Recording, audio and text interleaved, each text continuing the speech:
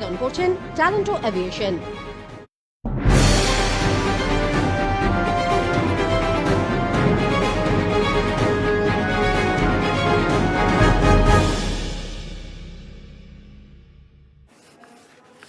নমস্কার, আরোহী নিউজে সকলকে স্বাগত। আপনাদের সঙ্গে রয়েছি আমি তনুশ্রী। শুরু করছি নিউজ এই মুহূর্তে।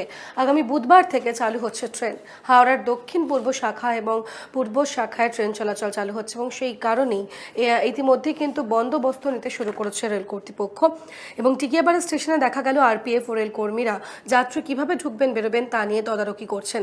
ওই স্টেশনে ঢোকার এবং বেরোনোর গেট আলাদা করা হয়েছে। প্ল্যাটফর্মে ঢোকার আগে প্রত্যেক যাত্রীকে থার্মাল চেকিং করা হবে। এছাড়াও প্রত্যেকটি ট্রেনের কামরা বাংলা, ইংরেজি ও হিন্দি ভাষায় পোস্টার সাঁটানো হয়েছে, যেখানে কোভিড স্বাস্থ্যবিধি মেনে চলার জন্য যাত্রীদের অনুরোধ করা হয়েছে। যদিও প্রত্যেকটি ট্রেনেও যাত্রী সংখ্যা নিয়ন্ত্রণ করা হবে বলে জানা গিয়েছে। স্টেশনে অতিরিক্ত আরপিএফ এবং জিআরপি কর্মী মোতায়েন করা হবে ভিড় নিয়ন্ত্রণে। প্রত্যেকটা ইউমোকে ভালোভাবে স্যানিটাইজ করে দেওয়া হয়েছে। এখন যেগুলো স্টাফ পেশাব চলছে সেগুলো রেগুলারই স্যানিটাইজিং হচ্ছে, আর যেগুলো চলবে বুধবার থেকে প্রত্যেকটা গাড়ি ওয়াশিং করা হচ্ছে, সুইপিং করা হচ্ছে, তারপরে স্যানিটাইজিং করছি। বড়সড় ডাকাতির ছক বানচাল করল নিউ টাউনের টেকনো সিটি থানার পুলিশ। ইতিমধ্যেই 7 জনকে গ্রেপ্তার করেছে পুলিশ। গোপন সূত্রে খবর পেয়ে বিশিষ্ট জায়গায় হানা দেয় পুলিশ এবং যেমনটা জানা গিয়েছে নিউ টাউনের রোজডেল হাউজিং কমপ্লেক্সের পিছনের মাঠে হানা দেয় পুলিশ এবং সেখান থেকে 7 জনকে গ্রেপ্তার করে এবং বাকিরা পলাতক। তাদের খোঁজে বিভিন্ন জায়গায় তল্লাশি চালাচ্ছে পুলিশ। উদ্ধার ধারালো অস্ত্র, ডাকাতি করার সরঞ্জাম আজ ধৃতদের বারাসত কোর্টে তোলা হবে। পুলিশ সূত্রে খবর, গতকাল রাতে গোপন সূত্রে খবর পেয়ে নিউ টাউনের রোজডেল হাউজিং কমপ্লেক্সের পিছনে নির্জন মাঠে সন্দেহভাজন বেশ কয়েকজন ঘোরাঘুরি করছে। তাদের কাছে অস্ত্র রয়েছে। নিউ টাউনের ওই এলাকায় কোনো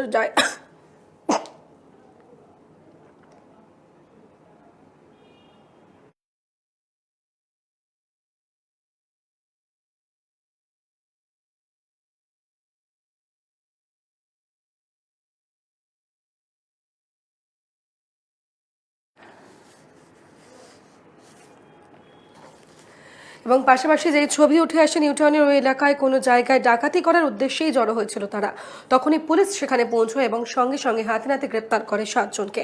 বাকিরা এখনো পর্যন্ত পলাতক। তাদের খোঁজে তল্লাশি করছে পুলিশ।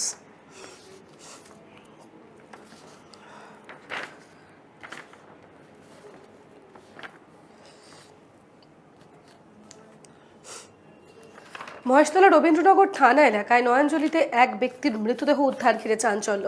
ইতিমধ্যেই ঘটনাস্থলে পৌঁছয় পুলিশ এবং মৃতদেহ উদ্ধার করে ময়না তদন্তে পাঠানো হয়েছে। যেমনটা খবর হচ্ছে, আজ সকালবেলা এলাকার বাসিন্দারা সেই অজ্ঞাত পরিচয় ব্যক্তির দেহ দেখতে পায়। এরপরে খবর দেওয়া হয় রবীন্দ্রনগর থানায় এবং সেখানে পুলিশ পৌঁছে মৃতদেহ উদ্ধার করে। দেহ দেখতে খালের ধারে প্রচুর ভিড় এবং উত্তেজনা তৈরি হয় এলাকায়। একটা লাশ দেখতে পেলাম, পাড়া দেখতে পেয়েছি, দেখতে পেয়ে আস্তে আস্তে ভিড় জমে গেল। সব লোক জড়া গেলে রবীন্দ্রনগর থানায় ফোন করলো।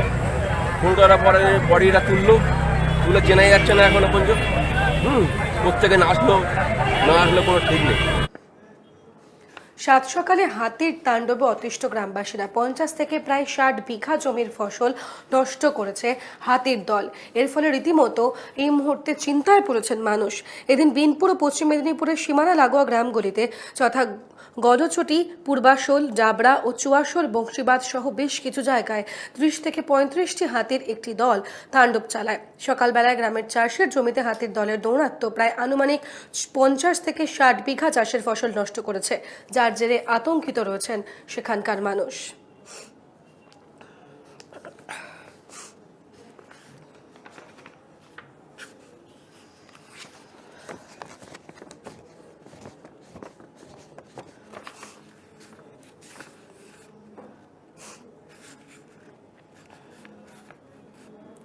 দুপুরের দিকে হালকা গরম পড়লেই সন্ধে হতেই কিন্তু জাঁকিয়ে পড়ছে শীত।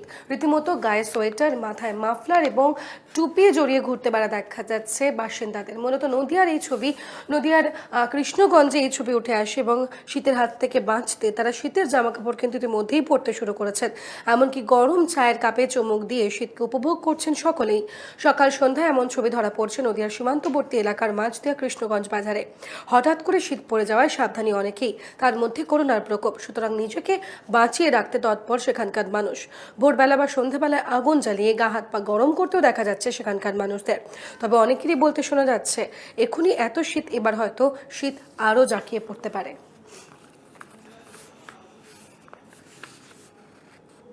নিউজ এই মুহূর্তে এখন এই পর্যন্তই, তবে দিনভর আরও অন্যান্য খবরের আপডেট থাকছে। দেখতে থাকুন আরোহী নিউজ।